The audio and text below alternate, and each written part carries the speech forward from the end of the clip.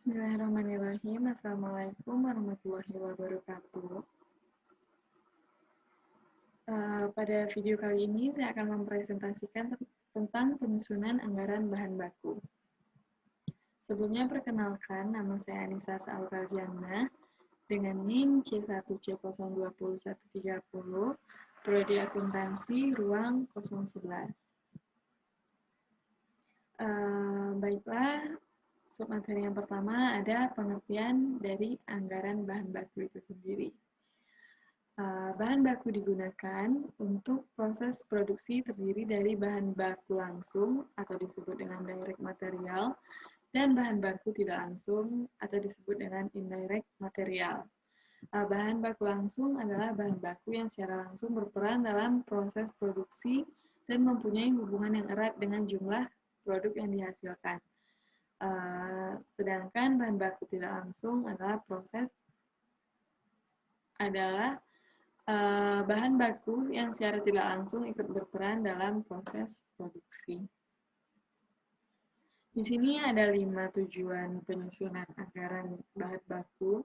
Yang pertama, tujuannya adalah untuk diketahui kuantitas bahan baku dipakai maupun kuantitas bahan baku yang akan dibeli selama periode tertentu. Yang kedua, dapat untuk mengetahui harga bahan baku tersebut. Dan yang ketiga, jumlah satuan uang bahan baku yang dibeli terdapat pada anggaran bahan baku, sehingga dapat diketahui kas yang disediakan untuk membeli bahan baku. Selanjutnya, untuk menentukan besarnya biaya pabrik dan biaya produksi. Dan yang terakhir, yang kelima, secara keseluruhan dengan anggaran bahan baku dimaksudkan untuk menjaga kelancaran produksi. Selanjutnya ada beberapa fungsi dari anggaran bahan baku. Yang pertama, sebagai dasar untuk menyusun budget pembelian bahan mentah. Jumlah satuan bahan mentah yang dibeli ditentukan oleh beberapa banyak satuan bahan mentah yang dibutuhkan oleh beberapa banyak yang dibutuhkan dalam proses produksi. Selanjutnya ada fungsinya adalah sebagai dasar untuk menyusun anggaran biaya bahan mentah. Besarnya biaya bahan mentah ditentukan oleh beberapa banyak satuan yang dibutuhkan untuk produksi. Dan yang ketiga, sebagai data dan informasi untuk menyusun anggaran kebutuhan bahan mentah. Selanjutnya ada komponen anggaran bahan baku. Yang pertama ada anggaran kebutuhan baku langsung. Anggaran ini disusun untuk merencanakan kuantitas fisik bahan baku langsung yang dibutuhkan untuk keperluan produksi pada periode yang akan datang. Informasi yang tercantum dalam anggaran kebutuhan baku langsung adalah yang pertama, jenis produk yang akan dihasilkan. Yang kedua, ada jenis bahan baku yang digunakan. Yang ketiga, ada departemen produksi yang dilalui dalam proses produksi. Yang keempat, ada standar usage rate. Yang kelima, ada waktu penggunaan bahan baku langsung. Dan yang terakhir, ada kuantitas produk jadi. Selanjutnya, ada anggaran pembelian bahan baku. Anggaran yang disusun untuk merencanakan kuantitas fisik bahan baku yang harus dibeli pada periode yang akan datang dengan mempertimbangkan faktor persediaan dan kebutuhan bahan baku langsung untuk keperluan produksi. Informasi yang tercantum dalam anggaran pembelian bahan baku ini adalah yang pertama, jenis bahan baku langsung yang dipakai dalam proses produksi tersebut. Yang kedua, ada jumlah dari bahan baku yang harus dibeli. Dan yang ketiga, ada harga beli persatuan bahan baku yang dibutuhkan. Selanjutnya ada anggaran persediaan bahan baku langsung. Anggaran yang disusun untuk merencanakan kuantitas fisik langsung yang disimpan sebagai persediaan. Faktor-faktor yang mempengaruhi persediaan bahan baku ini adalah yang pertama volume produksi, selanjutnya volume minimal bahan baku langsung, besarnya pembelian ekonomis, taksiran perubahan harga beli bahan baku untuk masa yang akan datang. Yang kelima ada biaya penyimpanan dan pemeliharaan. Yang keenam ada tingkat kecepatan bahan baku langsung menjadi rusak. Selanjutnya, anggaran biaya bahan baku langsung yang habis dipergunakan.